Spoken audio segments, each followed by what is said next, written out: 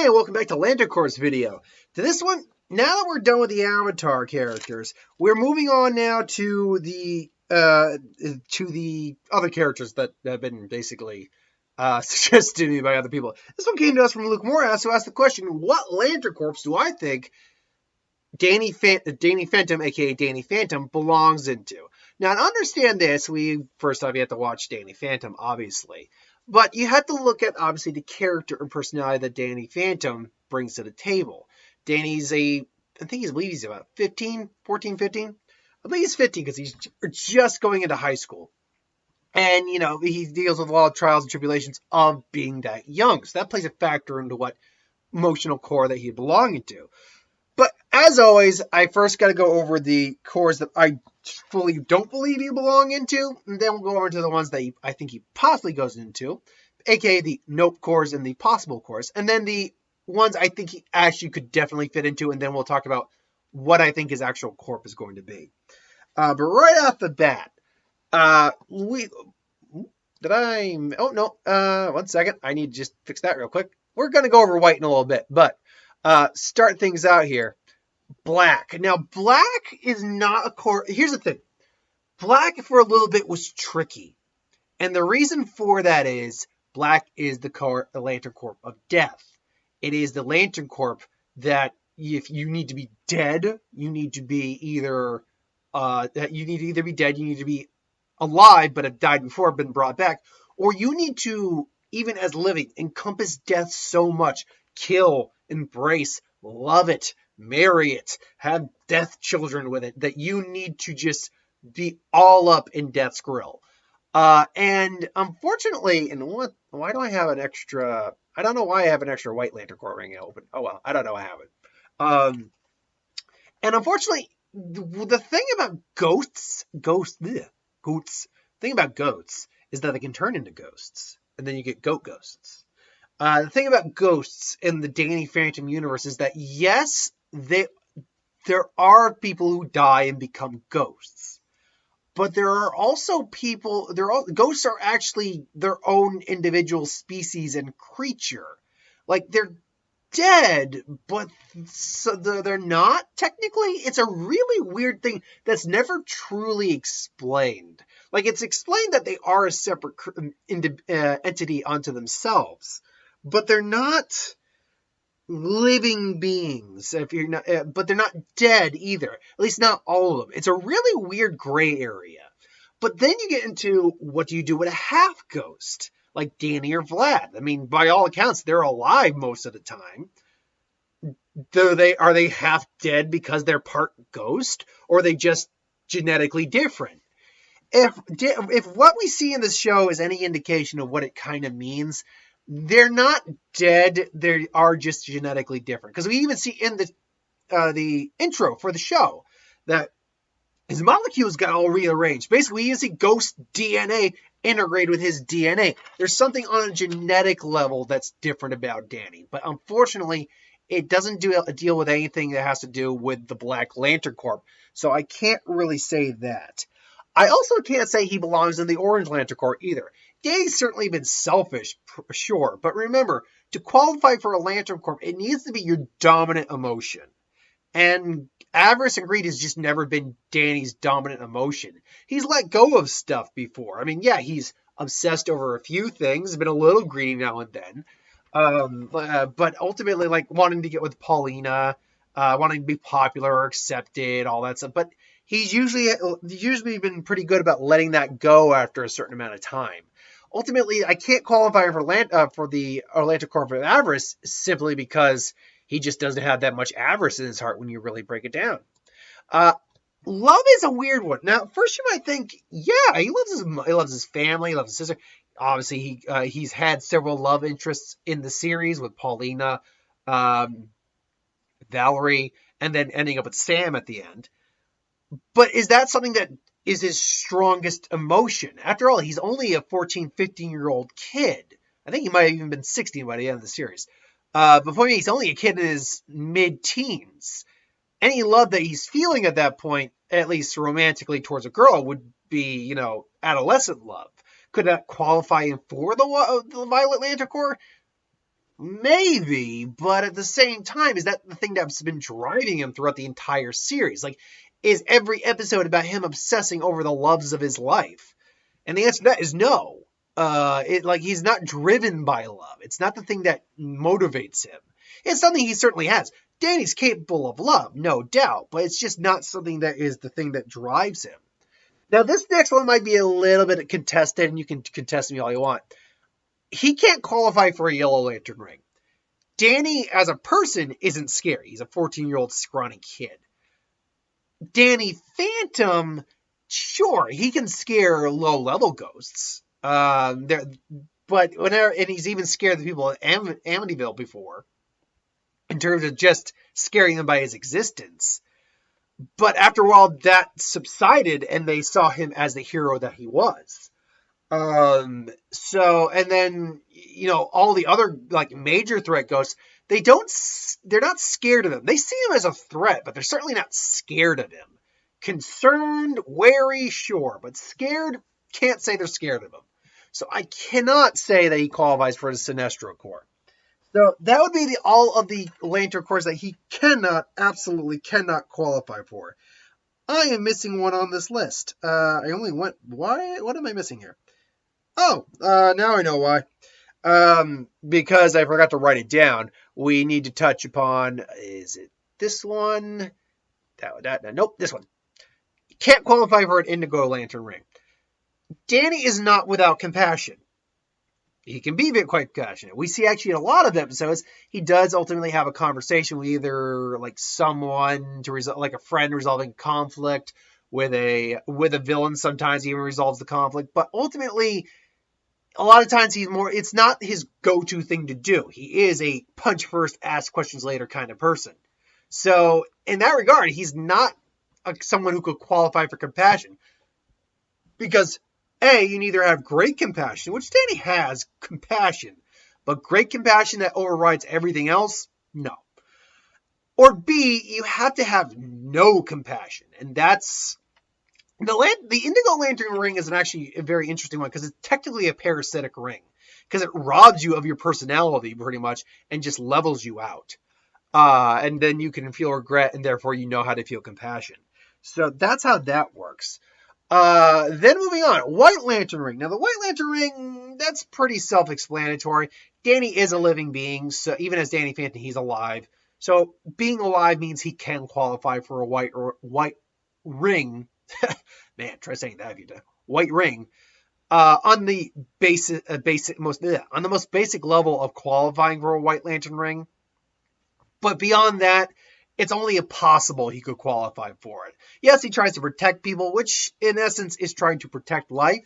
To qualify, you A, have to be alive, but B, also have to nurture, protect, embrace, feel alive. Danny, being a 14-year-old kid, definitely goes on his own adventures, and he definitely finds the thrill of ghost hunting exhilarating. But I don't think it's enough to qualify for a white ring. He could also possibly qualify for a blue ring. Now, this is an odd one for me, because I'm thinking, well, how hopeful is Danny ultimately?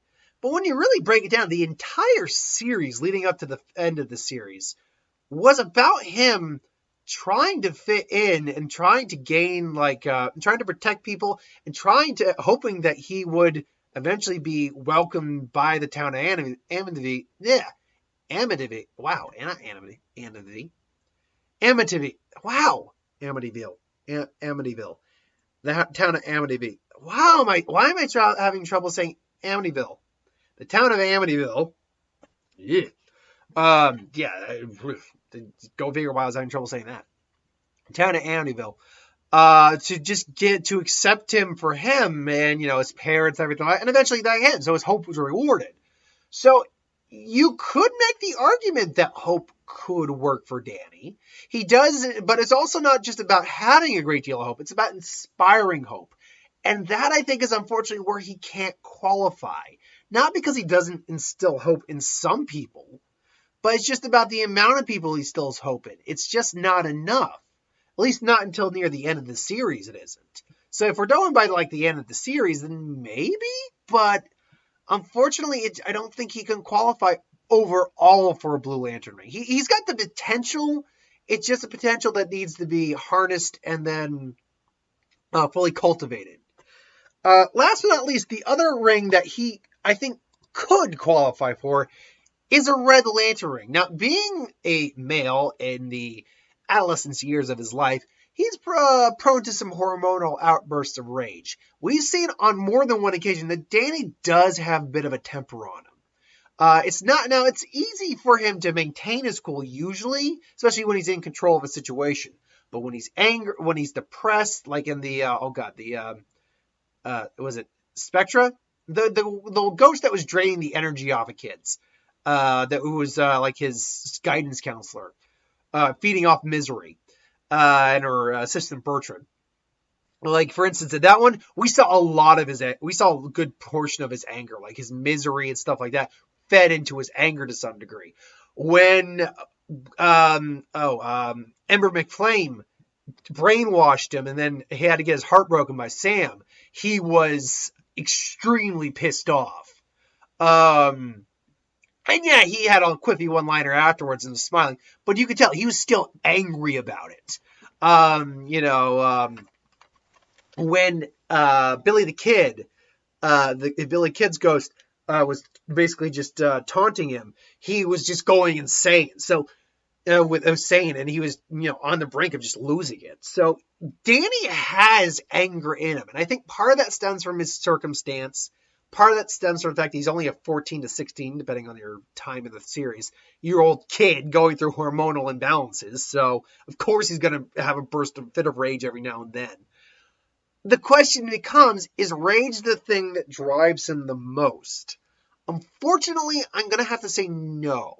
It's not the thing that drives... Like, he's not consistently angry all the time. There are certainly episodes where he's consistently angry throughout the episode. But ultimately, he's not a character who is driven by his anger. And I think that's partly because he's a Nickelodeon character, even though the show was definitely a bit more edgy for a Nickelodeon show. It certainly was. He's not, because I think that he's a Nickelodeon character, taking like the Avatar characters, because the Avatar show was definitely a family, more adult, probably the most adult cartoon Disney Nickelodeon's ever done. Danny Phantom would actually be coming in at a close second, probably in the top 3 at least. When you really break down the cartoons, like themes that they were dealing with. Not granted, Danny Phantom was definitely a lot more kid friendly than Avatar. And that's a loose statement, but you can tell just from the animation style. It's Butch Hartman, who also did Fairly Odd Parents, one of the most kid-friendly shows on Cartoon Network, Nickelodeon. And I loved Fairly Odd Parents and Danny Phantom. Now, that being said, you could look back at some of their older shows and still say, oh, no, that was far more adult. Like Ren and Stimpy. Oh, man, how they got away with that, I have no idea. Rugrats, yeah, you had naked babies running around and talking about weird things. Real Monsters, you can make an argument for that, but still, ultimately, yeah, I can't say he couldn't qualify for a Red Lantern ring. There are enough instances in the show where he could certainly qualify at points. There's more than like at least 2 or 3. Him losing his temper is something that's come up more than once. But ultimately, I just can't qualify him for a Red Lantern ring. The one ring, though, I think he obviously qualifies for, and yes, given the color of the Ecto Energy, given the fact he's the protagonist of the series, comes out as a little cliche and a little, it's like, really? But, yeah, Green Lantern ring. I think, honestly, that's the one that makes the most sense. Now, why does it make the most sense? Well, the biggest requirement, besides having great willpower, is actually the ability to overcome great fear.